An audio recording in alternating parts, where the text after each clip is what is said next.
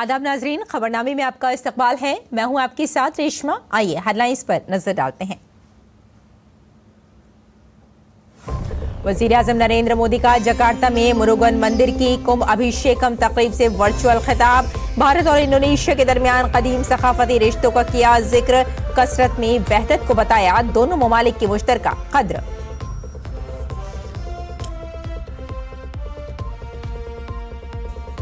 वजीर आजम नरेंद्र मोदी ने दिल्ली के इंतखाबी जंग में आम आदमी पार्टी को बनाया निशाना। आरके पुरम में विकसित दिल्ली संकल्प रैली से किया खिताब। कहा 5 फरवरी को दिल्ली में आने वाली है तरक्की की नई बहार।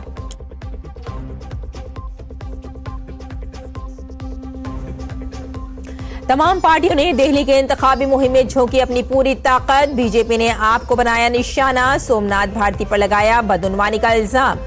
पार्टी ने असेंबली इंतखाबात के लिए लॉन्च किया अपना नया इंतखाबी नगमा।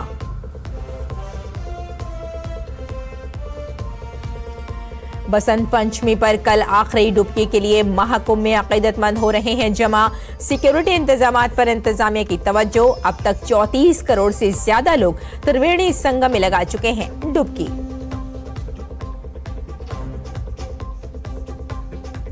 और भारत ने मुसलसल दूसरी बार जीता अंडर 19 खवातीन क्रिकेट वर्ल्ड कप। फाइनल में जनूबी अफ्रीका को 9 विकेट से दी शिकस्त।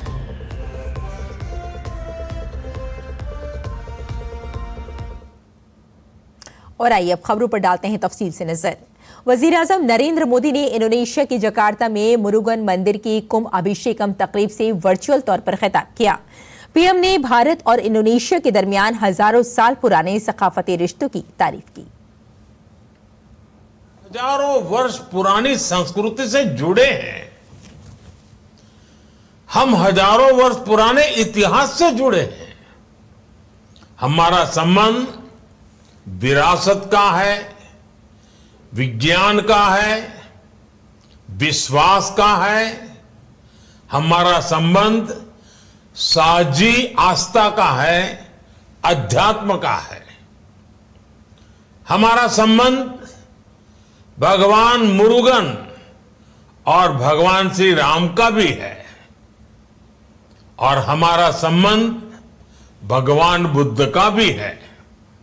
इसलिए साथियों, भारत से इंडोनेशिया जाने वाला कोई व्यक्ति जब प्रबानन मंदिर में हाथ जोड़ता है तो उसे काशी और केदार जैसी ही आध्यात्मिक अनुभूति होती है। वजीर आजम ने इंडोनेशिया के सदर के हालिया दौरा हिंद का भी जिक्र किया। वजीर आजम ने कहा कि कसरत में वहदत दोनों ममालिक की मुश्तरका कद्र है। मुझे बताया गया है कि इस मंदिर में भगवान मुरुगन के अलावा विभिन्न देवी देवताओं की मूर्तियों की भी स्थापना की गई है। ये विविधता, ये बहुलता हमारी संस्कृति का सबसे बड़ा आधार है। इंडोनेशिया में विविधता की इस परंपरा को बिन्ने का तुंगल इका कहते हैं। भारत में हम इसे विविधता में एकता कहते हैं। ये विविधता को लेकर हमारी सहजता का ही है कि इंडोनेशिया और भारत में भिन्न भिन्न संप्रदाय के लोग इतने अपनत्व से रहते हैं। इसलिए आज का ये पावन दिन हमें यूनिटी इन डाइवर्सिटी की भी प्रेरणा दे रहा है। और अगली खबर का रुख करते हैं। दिल्ली असेंबली इंतखाबात की राब्ता मुहिम आखिरी मरहले में पहुंच रही है। वजीर आजम नरेंद्र मोदी ने आरके पुरम में एक बड़े जलसा-ए-आम से खिताब किया। पीएम ने कहा कि बसंत पंचमी से मौसम बदलना शुरू हो जाता है। दिल्ली में 5 फरवरी को तरक्की की नई बहार आने वाली है।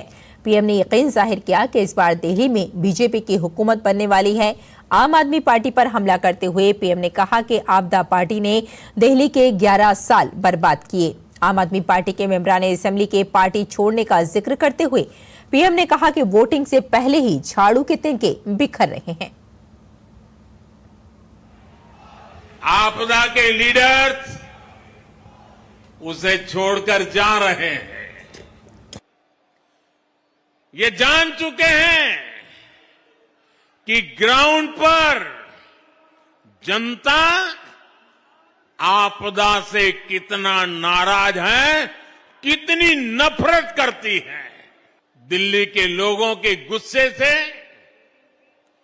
आपदा पार्टी इतनी घबरा गई है कि हर घंटे झूठी घोषणाएं कर रही है। ये बात अलग है कि दिल्ली की जनता के सामने आपदा वालों का नकाब उतर चुका है। वजीर आजम ने आम आदमी पार्टी और कांग्रेस पर पूर्वांचल के लोगों को नजरअंदाज करने का इल्जाम लगाया। पीएम ने कहा कि जिनके पास अपने शीशे के महल हैं, वो दूसरों की कच्ची बस्तियां और 2 BHK नहीं देख सकते। मैं आपको एक और गारंटी देता हूं, ये आपदा वाले अफवाह फैला रहे हैं, लेकिन याद रखिएगा, दिल्ली में एक भी झुग्गी नहीं टूटेगी। जनहित की जो योजनाएं दिल्ली में चली आ रही है, कोई भी जनहित की योजना को बंद नहीं किया जाएगा। वजीर आजम ने गरीबों, किसानों, नौजवानों और खवातीन की तरक्की के तई अपने अज़्म का इयादा किया। वजीर आजम ने कल पेश किए गए बजट को इस अज़्म का सबूत करार दिया। पीएम ने कहा कि बीजेपी वाहिद पार्टी है जो मुतवस्सित तबके का एहतराम करती है और ईमानदार टैक्स दहिंदगान को इनाम देती है। पूरा मिडिल क्लास कह रहा है कि यह बजट भारत के इतिहास में मिडिल क्लास के लिए सबसे फ्रेंडली बजट है। पहले बजट आना है सुनकर के 5 दिन पहले मध्यम वर्ग की नींद उड़ जाती थी, और बजट आने के बाद साल भर वो सो नहीं पाता था। ये बजट ऐसा आया है, हिंदुस्तान का हर परिवार खुशियों से भर गया है, उमंग से भर गया है। मैंने कल कहा कि ये बजट मिडिल क्लास की जेब भरने वाला बजट है। दिल्ली के मिडिल क्लास परिवारों की जेब में भी इस साल हजारों करोड़ रुपए एक्स्ट्रा आने वाले हैं। वजीर आजम ने कहा कि इनकम टैक्स में इतनी बड़ी रियायत आजादी के बाद कभी नहीं दी गई। पीएम ने नेहरू इंदिरा दौर की हुकूमतों के दौरान इनकम टैक्स की बुलंद शरहों को याद दिलाया।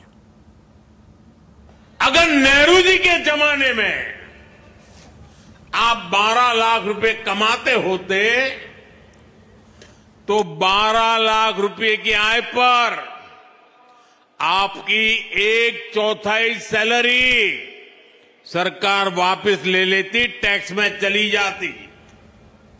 अगर आप आज इंदिरा जी का जमाना होता तो 12 लाख की कमाई पर आप करीब करीब सुनकर के चौंक जाएंगे।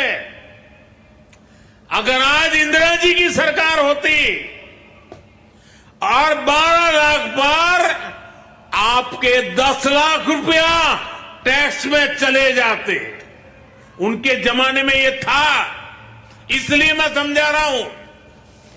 10-12 साल पहले तक कांग्रेस की सरकार में अगर आप 12 लाख कमाते तो आपको 2,60,000 रुपया टैक्स में वापस देना पड़ता। अब भाजपा सरकार के कल के बजट के बाद साल में 12 लाख रुपया कमाने वाले को 1 रुपया भी टैक्स का देना नहीं पड़ेगा। आगे बढ़ते हैं। दिल्ली इंतखाबात में अब सिर्फ 2 दिन बाकी हैं। दिल्ली की 70 असेंबली सीटों के लिए 5 फरवरी को वोटिंग होनी है। इलेक्शन कमीशन ने पुरअमन और मुंसिफाना वोटिंग के लिए तमाम तैयारियां मुकम्मल कर ली हैं। दिल्ली में इलेक्शन कमीशन ने 85 साल से ज्यादा उम्र के बुजुर्ग शहरियों और माजूर वोटरों के लिए इंतखाबात से एक दिन कबल 4 फरवरी तक घर बैठे वोट डालने की सहूलत फराहम की है, जिसके तहत 31 जनवरी तक अहल रजिस्टर्ड वोटर्स में से 92% अहल वोटरों ने कामयाबी के साथ हक राय दही का इस्तेमाल कर लिया है। इसमें 5,982 बुजुर्ग शहरी और 998 माजूर अफराद हैं। मगरबी जिले में ज्यादा से ज्यादा 94% अहल वोटरों ने इस सहूलत से फायदा उठाया है। दिल्ली के चीफ इलेक्शन कमिश्नर RS वेस का कहना है कि इलेक्शन कमीशन ने वोटरों की सहूलत के लिए हर मुमकिन कोशिश की है। We have completed our home voting. Yesterday, the entire activity of home voting completed, and it is one of the important aspect of ensuring inclusive and accessible election. There we are covering 85 plus senior citizen and persons with disability, and we have distributed the necessary forms required for that purpose, and they have opted for home voting, and we covered and made a team of officials which includes even doctors also. Delhi इंतखाबात की पेश नज़र Bharatiya Janata party ने एक नया इंतखाबी नगमा जारी किया है। दिलवालों की दिल्ली को अब भाजपा सरकार चाहिए। इस नगमे को भोजपुरी गुलकार और बीजेपी लीडर दिनेश लाल यादव उर्फ निराहुआ ने आवाज दी है। आपको बताते चलें कि दिल्ली इंतखाबात में बीजेपी की तरफ से जारी किया गया ये तीसरा वीडियो का नगमा है। इससे कबल बीजेपी ने एक टाइटल सॉन्ग जारी किया था, जिसका उन्वान था जो राम लाएगा उनका राज होगा दिल्ली में, जबकि दूसरा इंतखाबी मुहिम का नगमा भाजपा दिल में भाजपा दिल्ली में जारी किया गया है। दिनेश लाल यादव जी के इस गीत में जो हमारा मैनिफेस्टो है 2500 रुपए, महिलाओं को, गर्भवती माता को 21,000 रुपए, ऑटो चालक, टैक्सी चालक, रिक्शा चालक, डोमेस्टिक वर्कर्स, इनका वेलफेयर बोर्ड बनाना, 10-10 लाख रुपए का जीवन बीमा, 5-5 लाख रुपए का दुर्घटना बीमा, उनके बच्चों को छात्रवृत्ति देना, ये एक ऐसी खुशी परोसी है हमारे शीर्ष नेतृत्व ने, जिसके लिए हम इस गाने में भी लोगों को ये दिखा रहे हैं कि दिल्ली में भाजपा सरकार चाहिए। उसके क्या क्या एस्पेक्ट है हम दे रहे हैं। तो बीजेपी रहनुमा मनोज तिवारी दिल्ली इंतखाबात में बीजेपी की कामयाबी से मुतमईन नजर आ रहे हैं। उन्होंने कहा कि आम आदमी पार्टी के पास काम बताने को कुछ नहीं है। दिल्ली में भारतीय जनता पार्टी के लिए लोग अपने अपने घरों से निकल करके भारी मतदान करने वाले हैं। जो दूसरी पार्टियां हैं सामने, वो अभी से हतोत्साहित हैं, झूठ बोलने में लगी हुई हैं। आपको पता है, आजकल हम लोग मीटिंग में जा रहे हैं तो हम पूछते हैं कि आजकल फोन आ रहा है क्या, तो 90% महिलाएं और लोग उठाते हैं हाथ, हाँ फोन आ रहा है, और हंसते हैं, झूठों का फोन आ रहा है। तो अब उनके पास कुछ बताने को है नहीं, सिर्फ भ्रमित करने को है। और आपके कौमी कन्वीनर अरविंद केजरीवाल ने कहा कि जैसे जैसे दिन गुजर रहे हैं बीजेपी की सीटें कम हो रही हैं और आप तारीखी जीत की तरफ आगे बढ़ रही है। पूरी दिल्ली के अंदर आम आदमी पार्टी की एक आंधी सी बन गई है और उस आंधी में बीजेपी जो है वो बुरी तरह से ख़त्म होती जा रही है। बीजेपी की दिन ब दिन सीटें कम हो रही हैं और आम आदमी पार्टी अपनी ऐतिहासिक जीत की तरफ बढ़ रही है। ऐसे में पूरी बीजेपी बुरी तरह से बौखला गई है। खुलेआम पूरी दिल्ली में मेरे पास न जाने कितने फ़ोन आए, धमकियां दी जा रही हैं लोगों को। उनको कहा जाता है कि भारतीय जनता पार्टी ज्वाइन कर लो, नहीं तो देख लो तुम्हें बर्बाद कर देंगे। दिल्ली इंतखाबात में बीजेपी पूरी तरह से आम आदमी पार्टी पर हमलावर है। बीजेपी के तर्जुमान डॉक्टर संबित पात्रा ने आम आदमी पार्टी के साबिक वजीर और मौजूदा MLA सोमनाथ भारती पर बदउनवानी का इल्जाम लगाया है। उन्होंने आप लीडर के जरिए जमीन पर कब्जे से मुताल्लिक केस को दबाने के बारे में सवाल किया। सोमनाथ भारती जो विधायक है उस इलाके के, वो बेजा फायदा उठाने की कोशिश कर रहे हैं, नाजायज फायदा उठाने की कोशिश कर रहे हैं अपने विधायक होने का। और जो इन्वेस्टिगेटिंग ऑफिसर जांच अधिकारी है, उस जांच अधिकारी को हिदायत दे रहे हैं कि तुम चार्जशीट दाखिल होने से पहले जो सीजर मेमो है उसको फाड़ दो। बीजेपी के कौमी तर्जुमान ने आम आदमी पार्टी पर सवाल उठाते हुए कहा कि आपका सबसे बड़ा असासा करप्शन है। आप पार्टी घोटालों का मुतरादिफ बन गई है। जहां तक आम आदमी पार्टी, जिसको माननीय प्रधानमंत्री मोदी जी ने बिल्कुल सही नामाकरण जिसका कहा है, आपदा, जहां तक आपदा का मामला है, उसकी सबसे बड़ी संपदा भ्रष्टाचार है। आपदा की सबसे बड़ी संपदा भ्रष्टाचार है।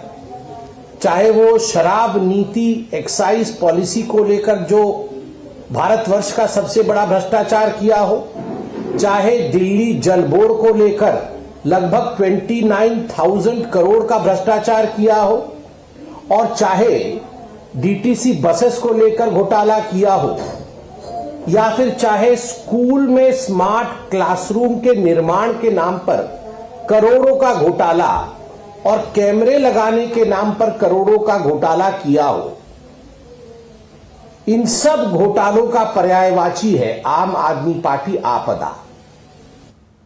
दूसरी तरफ संबित पात्रा ने केजरीवाल के जरिए झुग्गी बस्तियों के लोगों से दिल्ली इंतखाबात में वोट देने की अपील पर सवालात उठाए। उन्होंने कहा कि मुल्क की 20 रियासतों में बीजेपी की हुकूमत है, लेकिन कच्ची आबादियों को कहीं भी कोई परेशानी का सामना नहीं करना पड़ा।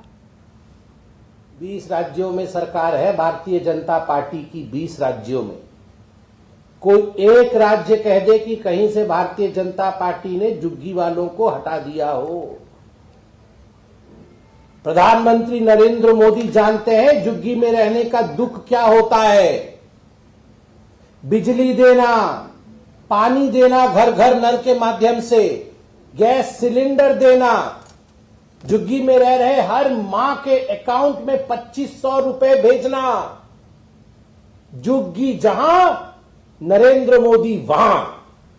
जहां झुग्गी खड़ी है, जहां गरीब खड़ा है, वही नरेंद्र मोदी खड़े हैं। हम डट के बोल रहे हैं, झुग्गी वालों डरना मत।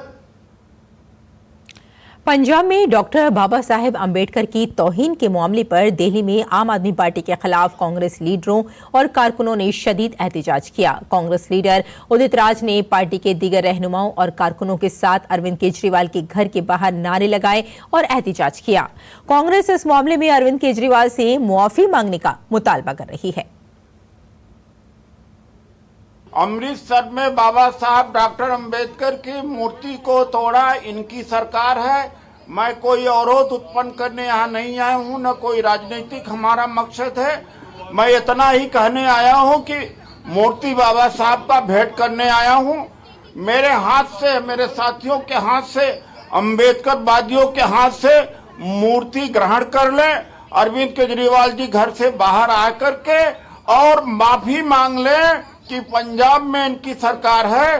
डॉक्टर अंबेडकर की मूर्ति का अपमान किया गया, घोर अपमान किया गया।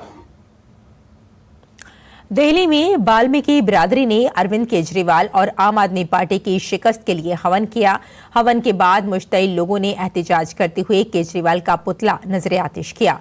लोगों ने कहा कि पिछले 5 वर्षों में केजरीवाल ने वाल्मीकि बिरादरी पर तवज्जो नहीं दी और अब वो बहुत से वादे कर रहे हैं, इसलिए इस बार उन्होंने दिल्ली इंतखाबात में आम आदमी पार्टी के खिलाफ वोट देने का फैसला किया।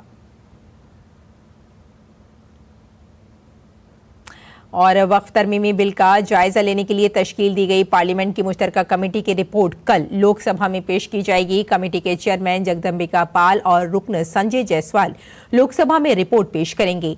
वक्फ तरमीमी बिल पर पार्लियामेंट की मुश्तरका कमेटी ने मुसविदा कानून पर रिपोर्ट को 15-11 की अक्सरियत से मंजूर कर लिया है। हालांकि अपोजिशन अरकान ने रिपोर्ट से इख्तलाफ किया है। बीजेपी के अरकान ने जोर देकर कहा कि लोकसभा में पिछले साल अगस्त में पेश किया गया ये बिल वक्फ इमलाक के इंतजाम में जदीदियत, शफाफियत और जवाबदेही लाने की कोशिश करता है। उनको प्रक्रिया की जानकारी नहीं, वो क्लॉज बाय क्लॉज में उन्होंने भाग लिया, क्लॉज बाय क्लॉज में वोटिंग हुआ, जो अमेंडमेंट दिया टर्न डाउन हो गया, फिर एडॉप्शन में उनका टर्न डाउन हो गया। अब उसके बाद केवल एक पार्लियामेंट्री प्रैक्टिस में एक नोट देने की प्रक्रिया है, तो वो नोट केवल क्लॉज बाय क्लॉज में आप डिसेंट दे सकते हैं, न कि आप चेयरमैन को के ऊपर आक्षेप लगाएंगे जेपीसी पे। अगर जेपीसी और उस पर नोट ऑफ डिसेंट पे प्रक्रिया पे करते तो वो एक तरह से पार्लियामेंट और स्पीकर पे आप आरोप लगा रहे हैं, तो उन्हें प्रक्रिया की जानकारी नहीं। आगे बढ़ते हैं। बसंत पंचमी का त्योहार मुल्क भर में मनाया जा रहा है। इस मुबारक मौके पर सदर जमहूरिया द्रौपदी मुर्मू ने सोशल मीडिया प्लेटफॉर्म एक्स पर लिखा, बसंत पंचमी और सरस्वती पूजा पर तमाम हमवतनों को दिल की गहराइयों से मुबारकबाद। तालीम और इल्म से जुड़े इस खुशी के मौके और त्योहार पर मैं अपने तमाम हमवतनों के लिए खुशी, खुशहाली और दानिश की दुआ करती हूँ। मैं दुआ करती हूँ कि हिंदुस्तान दुनिया के इल्मी मरकज के तौर पर कायम हो जाए।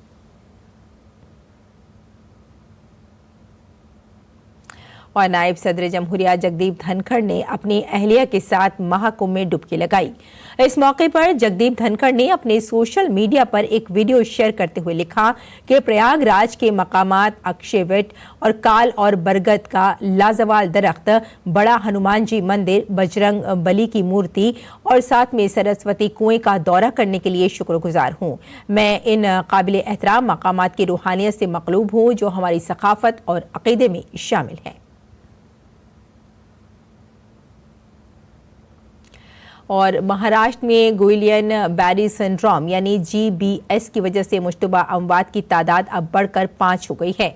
महाराष्ट्र में अब इस नायाब बीमारी के 149 मुश्तबा केस रिपोर्ट हुए हैं, जिनमें से 124 केसेस की तस्दीक नहीं हो सकी है।